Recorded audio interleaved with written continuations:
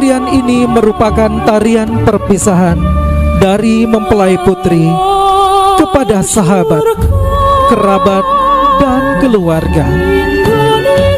Mempelai putri nantinya akan ditempatkan di atas dulang keemasan. Dulang keemasan ini diibaratkan dengan mekarnya sekuntum bunga teratai yang terapung di atas selembar daun teratai yang selama ini melindunginya.